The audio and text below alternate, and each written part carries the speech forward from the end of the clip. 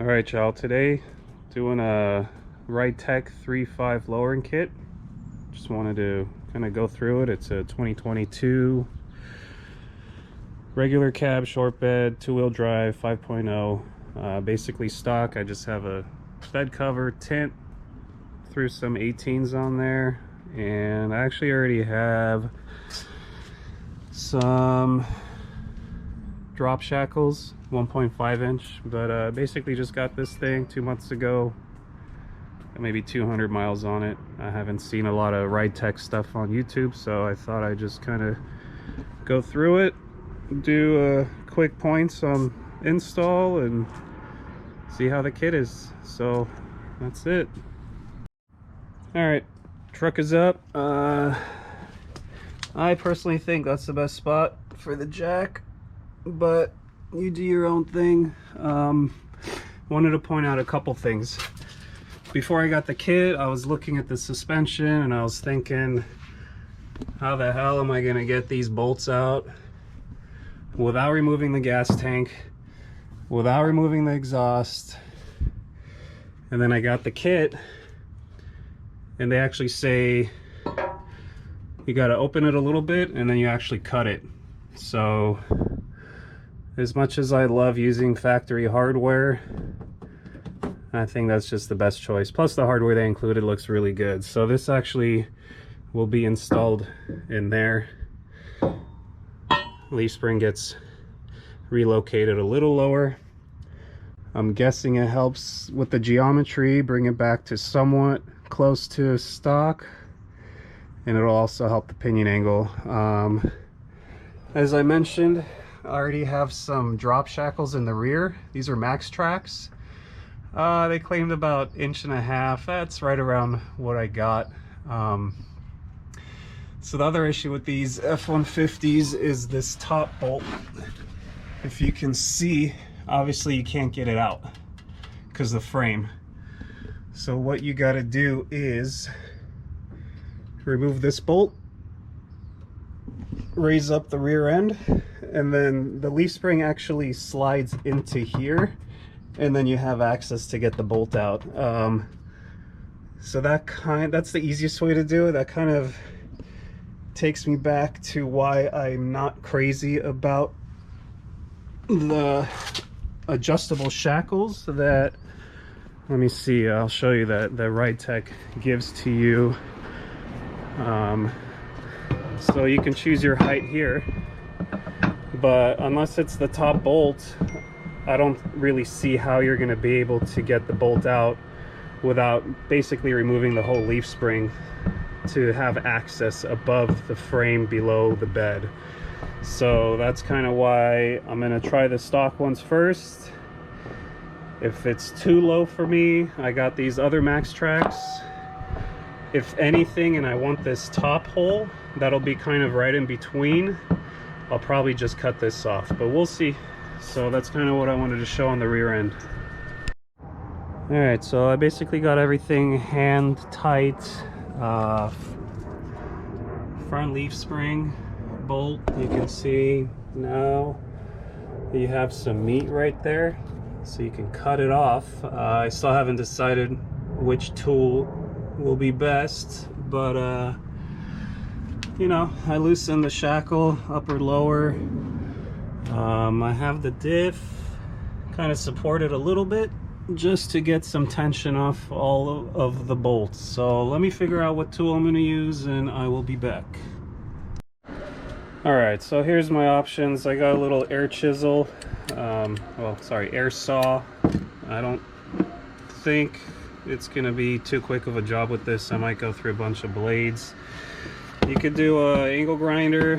I put the 4.5 inch disc and it just doesn't reach the bolt. There's no access, so I put on a 6 inch disc. Not ideal for this size of a grinder, but you can reach it. I just also don't want to throw a bunch of sparks everywhere if I don't have to. But yeah, 6 inch disc, probably not the safest thing I'll do today. And then there's always the Sawzall. It is a little tight in there though, so I don't really want to chew up the frame and scratch the paint. It's also pretty close to the gas tank. So I just got to decide. I'll see what fits and what works, and we'll see. Alright, just quick, I'm going to try the air saw first. Really good access. We'll see if these blades hold up. If they do, great, because that'll be the cleanest, easiest cut. What I did do is I took some zip ties, wrapped one around this side, wrapped one around this side, and then just kind of tied them together, just to kind of keep the bolt from spinning or moving or anything. So just a little fun. Got a little David Freiberger action going on, but I think it'll help a lot.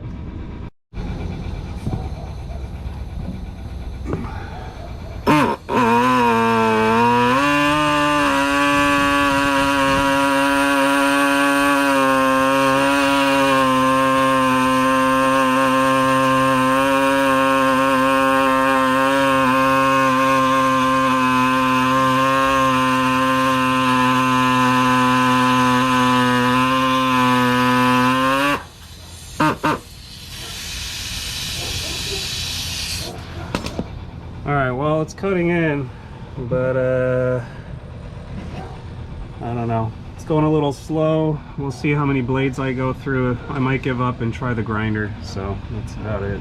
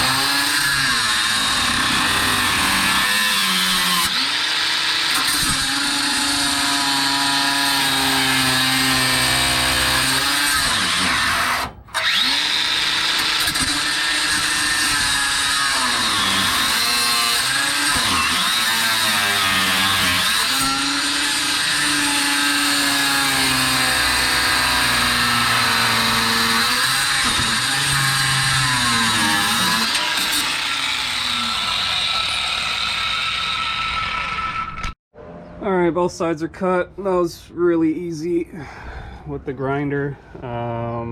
Yeah, you just kind of don't want to throw a bunch of spark, so try to aim the spark down. And I guess I'm going to loosen these guys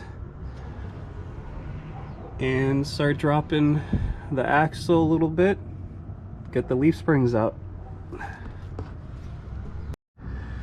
Alright, I got the U-bolts off both sides. Basically the rear end is being supported by the jacks. I added this little guy to the front of the diff because the whole axle kind of started leaning forward a little much. I don't really like it.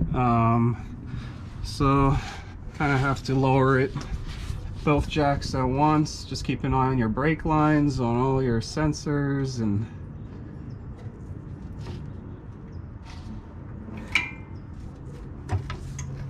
a little too much. Let's go back up. All right there. That should give us enough room to get the leaf springs out. Everything's already loose, so it should come right out. Let's see. All right, got one of the leaf springs out. It's really easy once you kind of give it some room. Just wanted to show you guys. So that's a Max Trax 1.5 inch lowering shackle that I had in there. Here's the adjustable shackle from Ridetech factory shackle, which I will be putting back in because I'm not looking for a huge drop. Plus I love rubber bushings, and then just in case I want to go a little higher than this, I also got the Max Trax really short shackle. Again, polyurethane. Ridetech comes with rubber bushing as well, which is great in my opinion. So I gotta swap this back on. Next step, you gotta flip this guy because you have to put your alignment pins on top. So once that's done, I'll throw back in both leaf springs. It's very simple. They tell you grab that end with a vice grip. You gotta, what is it? 19 fits well. That's it, knock them off. Flip this side over here. You get rid of this plate. And bam, 35 foot-pounds once you retighten them. Alright, just remove the stock bump stops. Very easy, 13mm deep socket. Comes right off, and you're going to replace them with these shorter bump stops, and the hardware is provided. Alright, just a quick view. Everything is marked. The entire hardware kit is labeled, so that makes it nice. I will give them praise for that. That's a nice touch. Alright, we got the bump stops in. I actually think they sent me the wrong bump stops. I'll call them and see what's up. Front mounts are in. 2 bolts. This lines up with the factory leaf spring bolt. Now the leaf spring is gonna align up here. Everything torqued down to 75 foot-pounds, and time to put the leaf springs in and see how everything lines up. Alright, quick update. I put these brackets into place, lowered the axle down a little bit just to get them right where they need to be. This basically aligns everything, gets your pinion angle right, excuse me, and then now these plates go in here, get the U-bolts done. All right, rear is done, got the shocks in,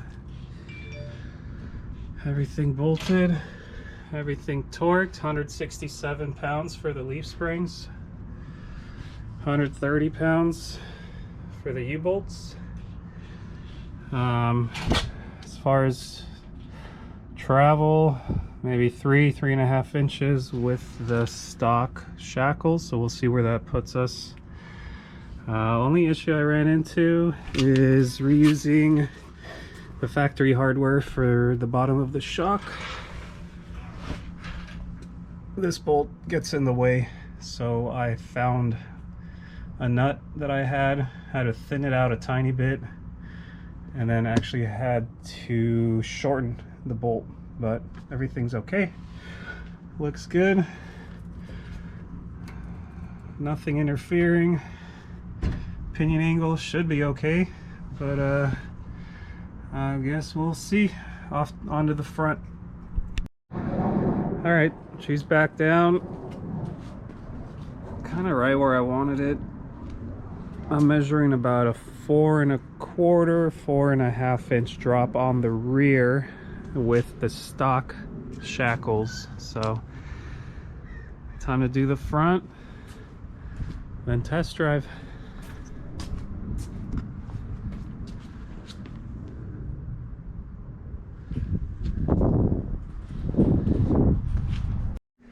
All right, I'm gonna start disassembling the front. Just a suggestion, I coated the sleeves in anti-seize.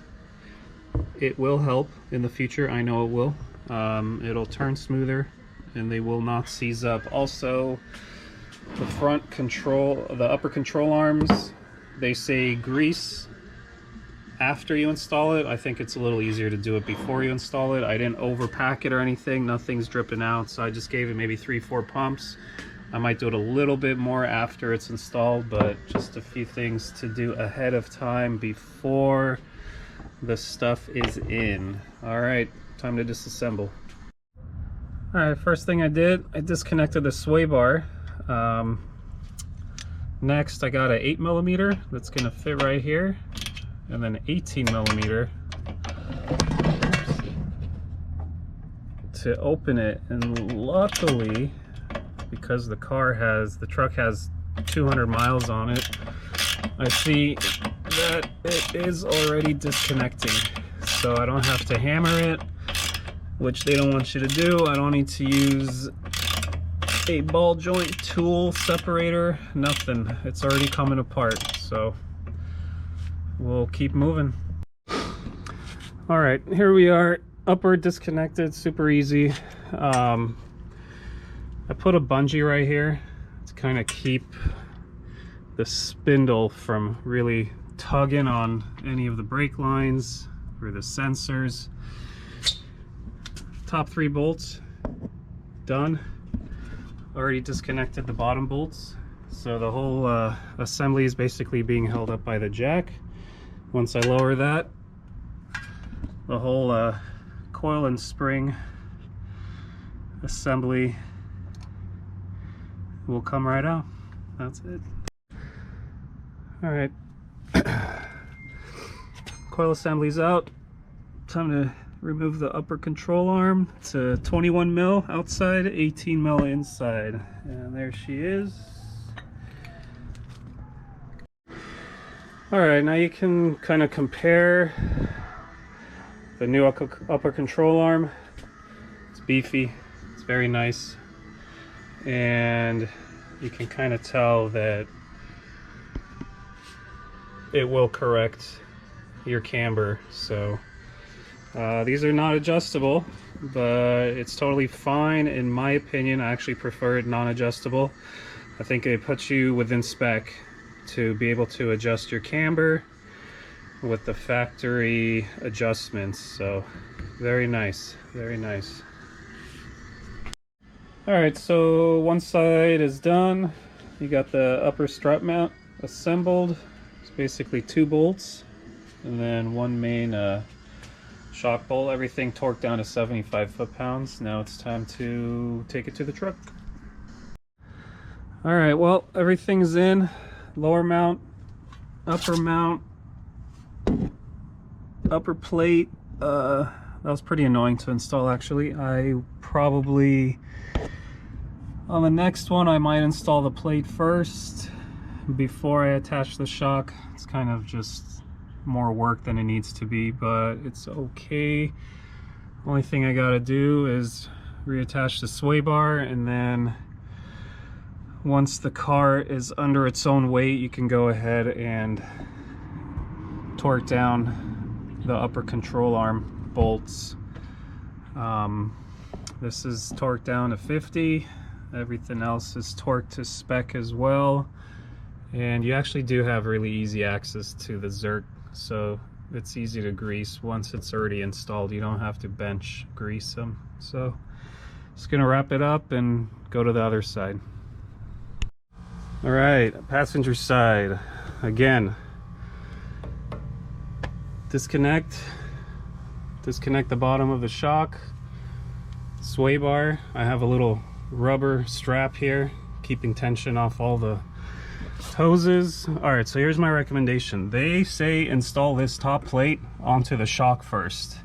It is a little brutal putting this in once you have the whole coil and shock assembly together, plus the upper control arm kind of in the way.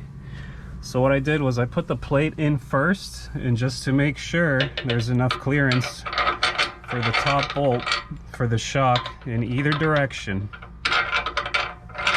So it's up to you, but it took me about 1 minute to install this top plate instead of kind of wrestling with it on the driver's side. So that's what I would do. All right, passenger side done. Kind of moved up the collar quite a bit, maybe 3/4 of an inch, maybe about an inch. Again, I'm only looking for maybe about 2-inch drop. Everything's torqued down, and time to see where we're at. All right, well, install's done. Obviously I gotta go make a few adjustments on the front. Right side's a little bit higher, but that's about a 1 3/4 inch lowering on the front. I'll probably bring it to a 2, so I have a little bit of rake. In the rear, that's about 4 1/4 inch drop, again with the stock rear shackles. Again, 2022 F150 XLT rear wheel drive 5.0 stone gray. That's it. Hope this video was helpful. The only thing I'll mention, make sure you have all the parts before you start your install. I was missing a few of the spring washers. Also, when you are trying to center the rear axle, there's no real point to perfectly center it, so it's kind of a trial and error. I did notice this bolt is just too close. I actually had to shave it a little bit to fit, so maybe the axle is about a 1/4 inch too far to the passenger side, so keep an eye on this. That'll help you. And again, you gotta tighten all the leaf springs and the upper control arms once there is weight on the truck, so don't torque everything down before the weight of the truck is down. Somehow I gotta get in here and torque it down, but yeah, no pops, no clinks, nothing feels loose. I went around the block a few times just to let it settle. I haven't gone on the freeway or anything yet to see if I have any pinion angle vibrations or anything, but overall feels real tight. The shocks are actually 24 or 25 click settings. I am set up at 5 and I like it. It's still firm and it's just right for me. I was trying to go pretty mild with everything, so yeah, I'm gonna go for about 2 in front, 4 1/4 in the back, and that's it. Time to go for an alignment. All right, I hope this was helpful.